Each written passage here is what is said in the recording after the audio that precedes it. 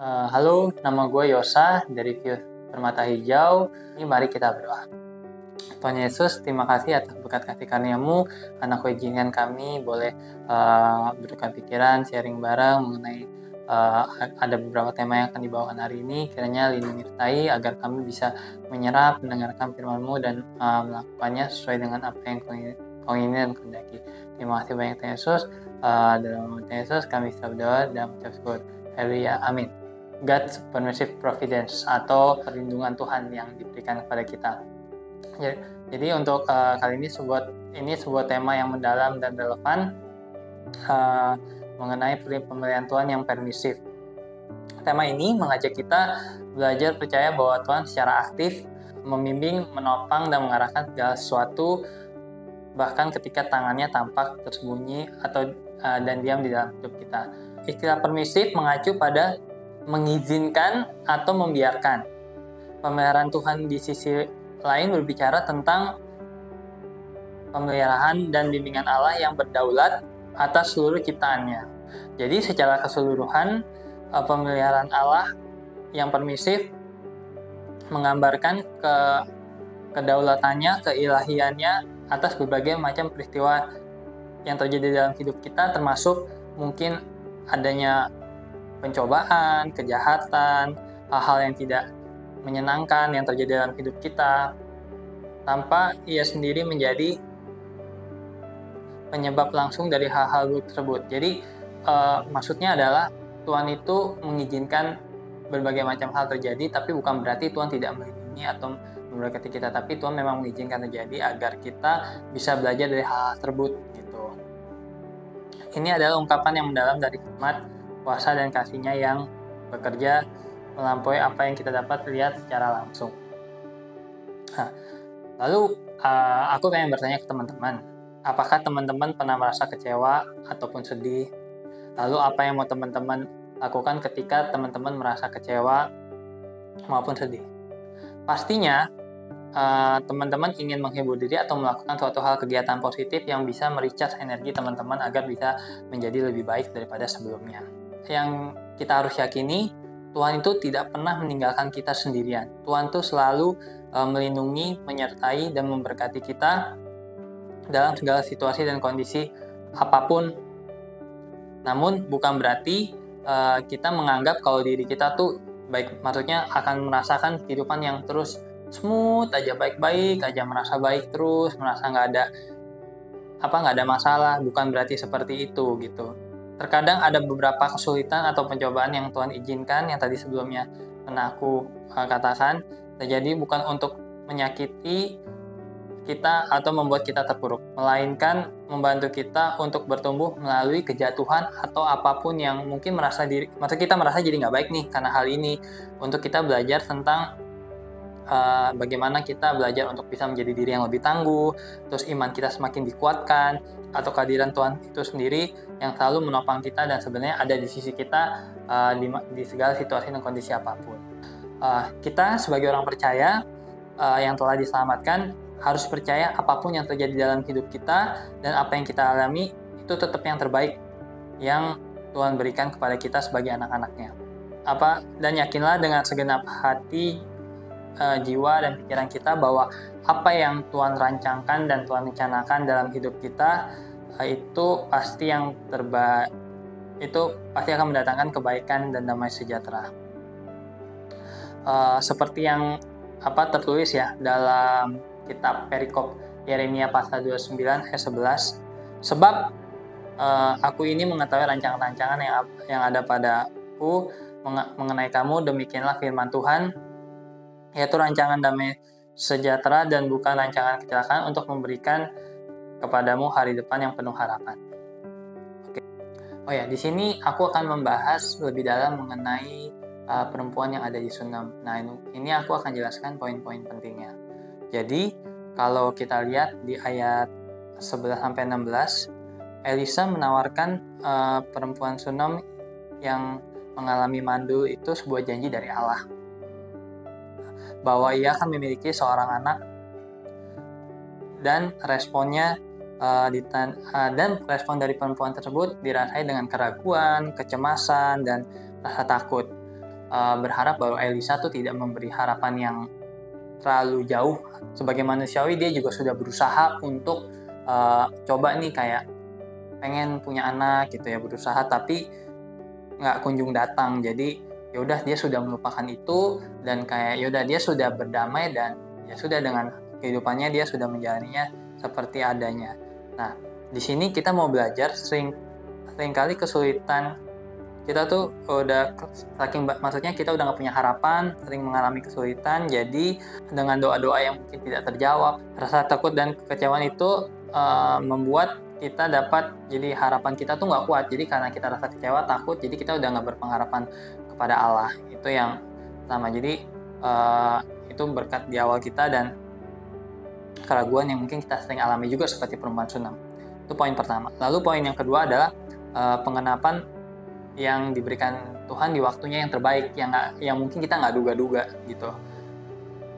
Terlepas dari keraguan dari perempuan Sunam, pada ayat 17 mengungkapkan bahwa ia memang akhirnya mengandung kan. Terkadang bahkan berkat-berkat yang kita takut harapan, maksudnya kita berharap berkat tapi kadang kita takut gitu ya, kayak belum dapat ya sudah kita merelakannya, tapi padahal di waktu yang tepat yang Tuhan berikan itu pasti Tuhan kasih ke kita gitu, karena itu bagian dari rencananya Allah juga gitu. Tuhan tuh yang menciptakan kita, dia tahu banget apa yang terbaik buat kita. Jadi kita harus setia, harus percaya bahwa Tuhan akan memberikan apapun jawabannya itu yang terbaik sesuai dengan waktunya. Poin yang ketiga adalah kita refer ke ayat 20-28. Cerita perempuan Sunam itu anaknya tumbuh besar dan anaknya mengalami jatuh. Jadi dia akhirnya anaknya mati atau meninggal.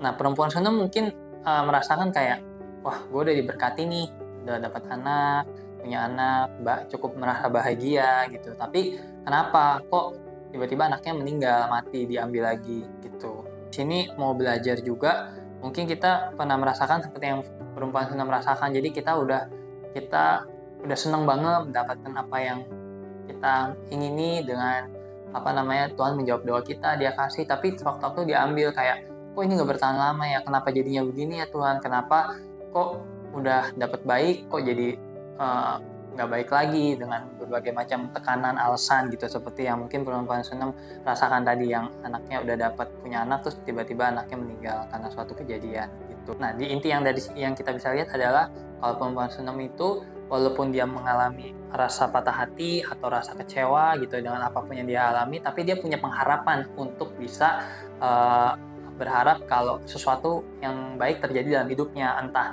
nanti anaknya disembuhkan atau nanti anaknya nggak disembuhkan atau tidak, tapi dia tetap mau mencoba trying do the best gitu loh. Jadi mencoba yang terbaik dengan doa dan usaha agar dia bisa mendapatkan ketenangan dalam hati dan pikirannya. Jadi dia berusaha nih untuk yang terbaik buat anaknya gitu kan. Dia karena dia udah walaupun dulu dia sempat putus asa, tapi dia mau bangkit lagi seperti itu. Dan dia mencoba untuk mendatangi Nabi Elisa pada saat itu.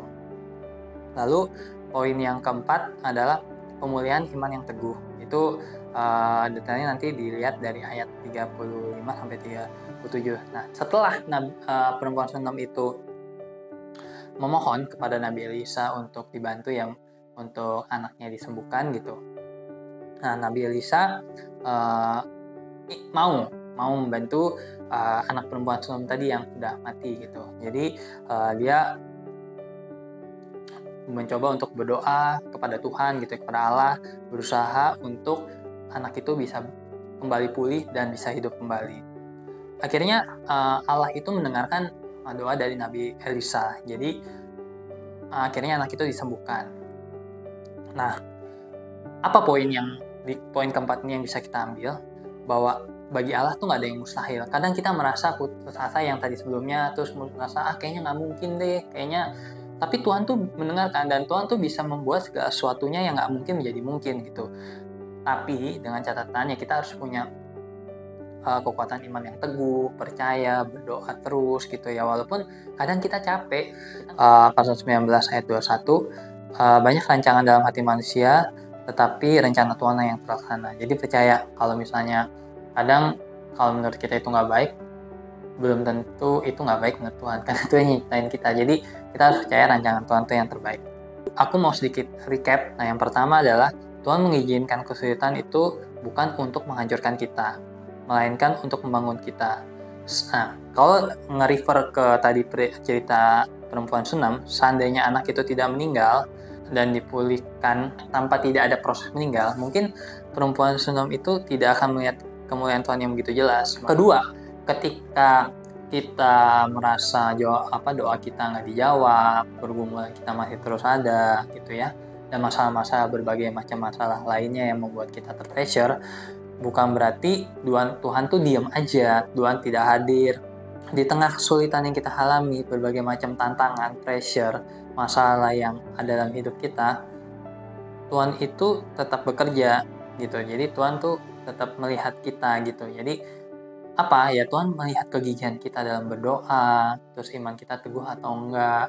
Poin yang ketiga adalah iman kita tuh harus tetap utuh ke Tuhan, straight lurus. Jadi kita tetap percaya apapun yang terjadi, mengandalkan Tuhan tuh sebagai poin kita lah, sebagai poin intinya. Yang keempat, poin keempat adalah tuh bagaimana kita sebagai anak-anak Tuhan juga ditempa gitu, untuk menjadi pribadi yang lebih kuat dan terus bisa mengandalkannya. Lebih dari itu, Tuhan tuh pengen menunjukkan kalau ini loh, ada gua Tuhan yang bantu lu, yang nemenin kalian semua dalam situasi kondisi apapun. Jadi proses ini adalah proses membangun diri kita, karakter kita agar semakin kuat gitu, dan tentunya di dalam Kristus. Jadi ketika kita mengalami masalah, kita nggak down, tapi kita bisa up. Dan tentunya ketika kita sudah mengalami masalah itu, kita bisa jadi berkat juga bagi banyak orang kan. Kita bisa nge-encourage, apalagi yang mungkin masalahnya atau hubungannya sama-sama kayak kita. Tapi kalau nggak pun ya kita bisa encourage kalau lu tuh nggak sendirian, lu masih punya Tuhan yang bisa bantu lu masih punya teman-teman juga yang bisa support ya dalam ponsel dan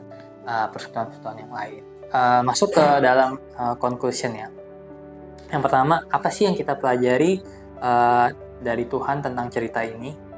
Yang pertama, Tuhan memelihara umatnya bukan hanya dengan cara mencegah masalah ya, maksudnya secara pemeliharaan yang secara protektif, tetapi juga melalui ujian atau pergumulan yang diizinkannya terjadi dalam hidup kita, atau bisa disebut juga pemeliharaan yang permisif, untuk membentuk iman dan karakter kita agar semakin kuat, semakin baik, dan bisa terus mengandalkan Kristus atau Tuhan Allah Bapa sendiri dalam hidup kita.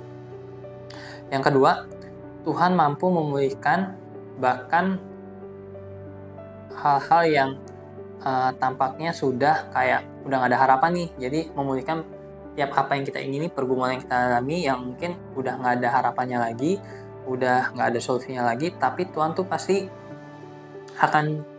bisa gitu, apapun hasilnya. Mungkin antara tetap apa yang kita pengen atau mungkin yang lain, tapi itu yang terbaik buat kita. Yang ketiga adalah Tuhan menghargai kebaikan hati kita, pelayanan kita pada orang lain gitu ya. Ketika kita bisa encourage orang lain agar bisa lebih baik dengan apa yang kita alami, dan Tuhan pasti bisa memberikan atau membalasnya yang baik juga buat kita dengan hal-hal yang kita nggak duga gitu.